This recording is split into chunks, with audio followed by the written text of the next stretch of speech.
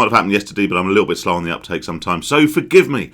Yesterday, LBC were cleared, and Steve Allen, who presents a show on LBC, were cleared by Ofcom after they received a significant number of complaints when the presenter referred to Tilly Ramsay, and for those of you who don't know who Tilly Ramsay is, well, the surname gives it away. She's Gordon Ramsay's daughter, but she was recently on Strictly. And Steve Allen on the LBC show referred to her as a chubby little thing. And there were hundreds and thousands of complaints because people are so insanely sensitive that even the mere mention of someone's appearance in something that could be contrived as ever such a slightly derogatory way is enough to basically send people into a mental spiral and, you know, put them onto the suicide watch list because of mental health issues, right? So there were so many complaints, and he's now been cleared, which is great. But it seems to me like a sort of victory for common sense in a way. You think, well done, Phil, you know, this is the sort of thing that actually you complain about all the time, and this is a victory surely for common sense, and it is to some extent. However, please be aware that this was actually allowed to be upheld as a complaint and investigated.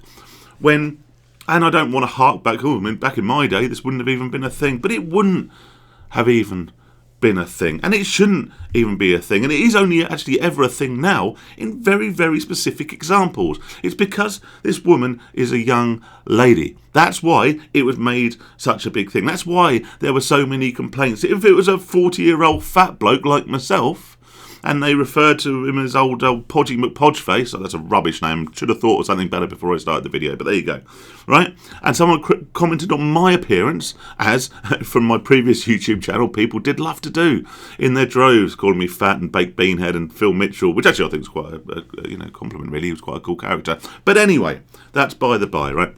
It's because she was a young woman, and saying anything negative about these oh-so-sensitive young women is just considered absolute sacrilege now in the 21st century. In our social media age, where everyone is allowed to build and put themselves on these stupidly high pedestals, and anyone who maybe nudges into that pedestal, gives it a little bit of a wobble, is suddenly some sort of misogynistic arsehole, some sort of hater, some sort of real animal who's just trying to destroy this person psychologically. She's a chubby little thing. And actually, I would go somewhat further and say she's a chubby little thing who would be an absolute nobody, but for two reasons. Firstly, the less obvious one is the fact that she's put herself out there on social media, on TikTok, on Twitter and all the bloody rest of it, right? Basically self-promoting, using her image as her marketing tool.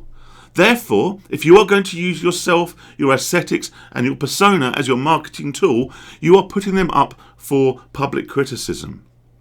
Trolling is never right. It's never good to abuse people, and when it steps over the line to straight up abuse and to death threats, then of course this is something that should be worked upon to be eliminated.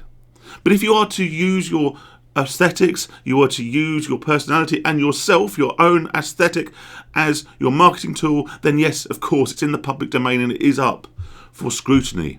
And calling someone a chubby little thing isn't really the worst thing that could be said, is it? I mean, maybe chubby little nobody might be somewhat better of a description. Narcissistic idiot might be one thing someone might say, not me, of course, I'm not like that. Now, of course, the second reason she's famous, and we all know this because it comes in her name, is her father. Now, of course, nepotism isn't anything new, and actually, if you are born into a famous family, that's not really your fault, you know? And if you can then harness that, embrace that, and use that to your own advantage, then I guess why wouldn't you? You know, if you're born with famous parents, why wouldn't you try and leverage that name to make a career for yourself and actually get the best out of your lot? I appreciate that, I do. And people do get hated for that, of course, and it's like I say, it's not the kid's fault. However, aside from being a pretty decent cook, her dad is famous for his TV shows where he yells insults, personal, scathing insults, often based on physical appearance and based on people's personalities, is entertainment, as light entertainment, as a way of promoting his shows and promoting his platform, making him more famous and buying him another Ferrari. So if you want to attach yourself to your father's name, who's made his living being insulting to people as well as being a perfectly good cook, but then you want to elevate yourself and your own status using your own aesthetic and your own image as a marketing tool, But then you can't take what is not even necessarily a little bit of criticism. You know, Chubby. Is Chubby really that offensive? You know, speaking as someone who likes his women on not a Rubenesque scale, but, you know, with sort of slightly more womanly curves, shall we say.